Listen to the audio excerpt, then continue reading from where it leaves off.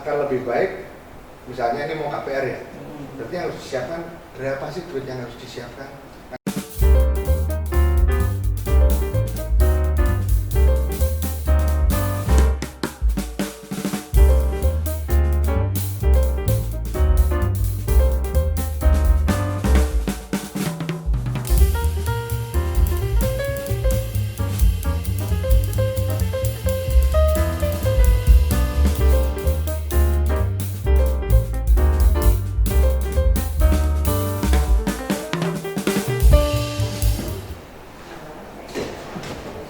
Loh, pas tekan kene loh. Aduh, sikap ya Mas ya. Gimana? Ini loh Mas, aku tuh ini kan lagi nyari-nyari rumah. Terus ngelihat perumahan-perumahan itu kok ya bagus-bagus semua. Terus ya ideal-ideal semua. Kan jadi bingung nih, mau milih enaknya tuh milih rumah yang gimana, yang bagaimana. Jadi mungkin jenengan sebagai developer punya tips-tips khusus untuk kita yang masih awam ini ya bisa gampang buat memilih rumah. Oke, baik. Berarti yang pertama itu kita harus lihat bahwa reputasi. Oh, reputasi. Reputasi itu adalah segalanya. Jadi kalau kita mau milih developer, lihat reputasinya. Nah, reputasi itu juga ditunjukkan dari perizinan dulu. Nah, perizinan itu sebagai kita orang awam, kalau Mas Nano masih bingung, tanyakan aja langsung. Dari berbagai macam perizinan, lihat setline-nya. Sudah disahkan oleh dinas belum? Itu nggak apa-apa. Nggak Selama apa-apa. ini kan kalau kita ke perumahan gitu ngelihat paling cuman side plan, ya side plan itu nggak ada tanda Yang warna-warni, ini Ya. yang sudah terjual, Ya, ini yang betul. belum terjual. Tanyakan aja. Aku mau lihat setline yang sudah disahkan. Satu. Yang kedua adalah IMB induknya mana. Oh, Nah, kalau IMB induk jelas, setline jelas, biasanya itu perizinan sudah lengkap. Tapi akan lebih pas apabila tanya kalau ada teman-teman di situ. Ya, Kelakuannya developer itu seperti apa? Ya kan? ya ini berarti track recordnya developer ya, Iya. kita cari tahu juga ya. Ya itu penting. Nah sekarang kalau Mas Nano sudah punya satu cita-cita, ada beberapa pilihan. Nah sekarang sudah dicek, reputasinya sudah bagus. Pertanyaannya adalah duitnya disiapkan dulu. Nah ini, ini Ya kan? vital ini. Nah kalau dari kacamata saya untuk melihat satu harga itu akan sumir. Jadi akan lebih baik, misalnya ini mau KPR ya, berarti yang harus disiapkan berapa sih duit yang harus disiapkan, kan seperti itu. Misalnya harganya 300 juta, 300 juta, anggap DP-nya 30% atau sepertiganya 100 juta, ya kan? Nah, apakah itu sudah cukup? Belum. Jadi yang disiapkan lagi adalah biaya-biaya sebelum akad KPR kira-kira 5%. Ya mungkin sekitar 10 juta lah. 5% dari 200 Sisanya tadi ya. sisanya. Nah, berarti kan 100 juta yang sepertiganya tambah 10. Kalau itu sudah siap, banyak amannya. Artinya nanti proses dari booking fee, DP hingga akad tidak perlu cari pembiayaan dulu, gadah di sana sini kan repot. Nah, tadi pertama developer sudah reputasinya bagus. Yang kedua uangnya sudah cukup. Nah ini yang sering terjadi ini adalah masalah persyaratan. Bandelmu itu layak nggak untuk dikasih kredit? Oke.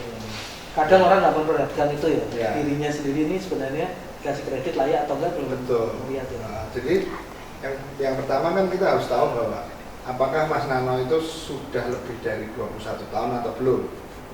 Kalau masih 18 Ya tahun. kalau kelihatannya sih belum ya. Ya. Tapi sebenarnya sih sudah.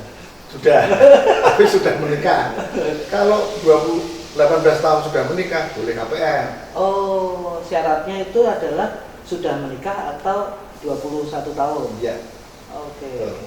Kemudian yang kedua itu yang paling penting adalah day checking. Apakah punya kredit yang macet sebelumnya? Nah, itu akan mempengaruhi reject atau diterimanya atau disetujuinya SP3K atau surat persetujuan perjanjian kredit. Nah, jadi apabila ada kredit, ya nggak masalah, asal lancar. Pertanyaannya lagi, Mas Nano punya kredit, pernah punya kredit? Pernah. Lancar? Lancar. Nah, kalau lancar itu nggak masalah, tapi harus ditanyakan lagi, istri Mas Nano pernah nggak nunggak kartu kredit nggak bayar selama katakanlah 3 atau 4 bulan? Oh, sampai ke situ juga ya? Iya, itu harus ditanyakan lagi. Kalau nanti itu terjadi, nanti akan muncul di dalam sistem perbankan bahwa istri call 3. Oh, berarti ini nggak cuma misalnya yang ambil saya, yang dicari datanya cuma saya enggak ya? Tapi yang kalau sudah juga, menikah, nanti juga pasangan pasti akan cek semua. semua. Berarti itu kan mengenai kelayakan finansial dari yang mau dikasih kredit. Sekarang dia sudah, Mas Nano sudah punya uang untuk bayar DP dan biaya proses beserta asuransinya udah punya. Yang kedua, secara track record keuangan sudah ada, ya kan? Maksudnya bukan sudah aman, sudah layak. Terus apalagi yang harus apakah itu sudah aman, ya kan? Nah, hal yang vital lagi yang harus diketahui adalah repayment capacity, yaitu gajinya Mas Nano itu berapa atau take home pay-nya berapa per bulan. Misalnya 10 juta, biaya hidup 3 juta, berarti tinggal 7 juta. Ada cicilan tapi lancar, misalnya 1 juta, berarti tinggal 6 juta. Nah, 6 juta kali 70% adalah 4.200.000. Kalau 4.200.000 ambil cicilannya 5 juta, biasanya surat persetujuan kredit itu akan ditanyakan kembali. Maksudnya tidak langsung di ACC, nggak bisa langsung di approval. Karena maksimal angsuran adalah hanya 4.200.000. Makanya Mas Nano itu cari angsuran yang di bawah itu 4 juta itu aman. Jadi bank akan melihat bahwa sudah dipotong biaya hidup, sudah dipotong cicilan yang sedang berjalan, tapi masih ada spare 30% lagi, yaitu yang dihitung adalah 70%-nya, maka secara angsuran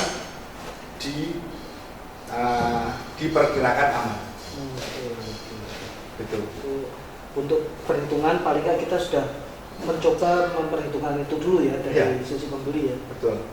Jadi tadi sudah beberapa hal kan, reputasi sudah oke. 2, duit dari DP sampai biaya proses sudah punya. Terus 3, urusan repayment capacity sudah oke. Nah, itu sudah semua, tinggal masalah pemberkasan. Pemberkasan itu banyak kendala tuh, misalnya gini. Gajinya 10 juta, tapi masih katakanlah di bawah 2 tahun kerjanya dalam sebuah perusahaan tersebut. Nah, itu juga akan dipertanyakan, akan menjadi sebuah nilai untuk kelayakannya itu akan lebih rendah. Oh, karena masih belum lama ya, tapi kalau sudah 2 tahun lebih, dia akan bisa lolos. Mungkin itu dianggap masih belum settle gitu ya. Tapi itu semua kan analisis bank. Saya kan bukan sebagai orang bank, saya hanya mengerti dan mendengar karena saya sebagai developer. Kejadian-kejadian yang sering dialami oleh konsumen yang di-reject kreditnya biasanya terkendala dari beberapa hal secara umum seperti itu. Nah, jadi harapan saya, Mas Nano, dengan seperti yang saya jelaskan tadi, paling tidak sampai titik tersebut itu sudah aman dulu. Oke. Ya berarti di sini ada beberapa hal yang perlu pembeli persiapkan dan juga tidak boleh ragu untuk nanya ke developernya terkait dengan tadi donasivitas, kemudian perizinan. Oke.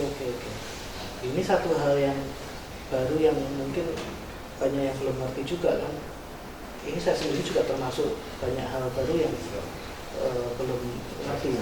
Tinggal nanti gimana kita akan ngobrol lagi lebih dalam, lebih detail, tetap aja di seputar Gria.